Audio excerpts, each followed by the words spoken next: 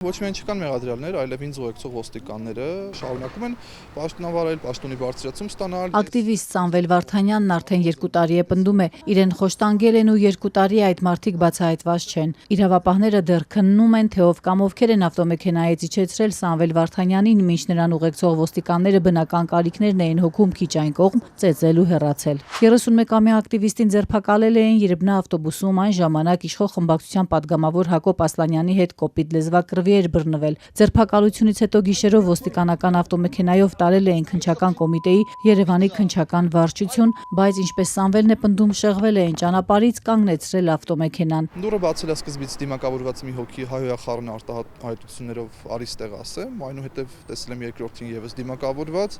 այնուհետև ճակերտների մեջ խրախճանքին միացել է երրորդը եւ ֆիքսել եմ 3 հոգի, որոնցից առնվազն մեկը բժշկական ձեռնոցներով վերանը սփակելուց։ Այսօր Սամվելը պնդում է, այդ 2 ոստիկանները գիտեին, թե ինչ է սպասվում իրեն եւ հատուկ էին շեղել ճանապարհը, որ 3-ից 4 դիմակավորված անձինք ծեծեն իրեն։ Կասկածներ ունի, որ իրեն պատժել են իշխանական падգամավորի նկատմամբ իր վերաբերմունքի համար։ Ճանապարհից, սովորական ճանապարհից, որը տանում էր դեպի Ազատության պողոտայի վրա գտնվող դարպասը, շեղվել են դեպի ձախ կողմ, որը չօգտագործված լքված շինություններով, խոտածածկ, ինչ որ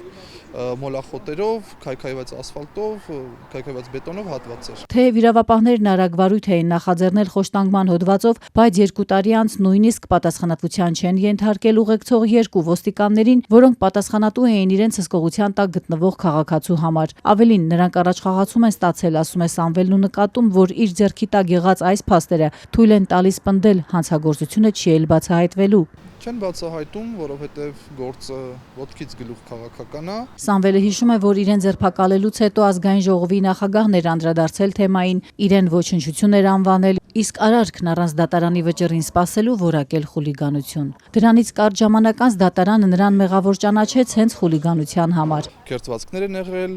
գլխի հատվածում մազերի մեջ ինչ արնանման հետքեր են եղել, թևերից են կապտուկներ, դեղին հատվածներ եղել, ծնկի շրջանում, ճակատի շրջանում ուռացություն է եղել, ինչը իդեպ հաջորդ օրը երբ ձգվեց ինձ տարել են դատաբժշկական փորձաքննության, մեծ դժկամությամբ էր բժիշկը արձանագրում ու միայն իմ ցույց տալուց հետո էր արձանագրումներ անում։ Ոչ մարմնի վրայի հետքերը, հագուստի ու կոշիկների վրայի խոտը, ոչ էլ հարցաքննություններն ու առերեսումներն անցած 2 տարում բավարար չէին հստակեցնելու մեղադրյալներին։ Օրերս գլխավոր դատախազն էր անդրադարձել այս դեպքին։ Այստեղ 2 լրացուցիչ փորձաքննություն է նշանակված, որի արդյունքներն ենք սպասում, 3 եմ ճշտել եւ արդեն գնահատականների հարցը կհասկանանք։ Նմանատիպ պատասխան գլխավոր դատախազը նույն խորհրդանում տվել էր ուղիղ 1 տարի առաջ։ Այն ժամանակ էլ էր Աննա Վարդապետյանը սպասում փորձաքննությունների պատասխանների։ Դրանք ստացվել էին, դատախազն ասել էր կծանոթանաք արձագանքի, բայց 1 տարի անց դատախազը լրացուցիչ փորձաքննությունների պատասխանների է սպասում։ Ինչու անցած տարվա փորձաքննությունները բավարար չէին եւ այդ ինչ նոր փորձաքննություններ են, իրավապահները չեն մանրամասնում։ Իր քայլերը,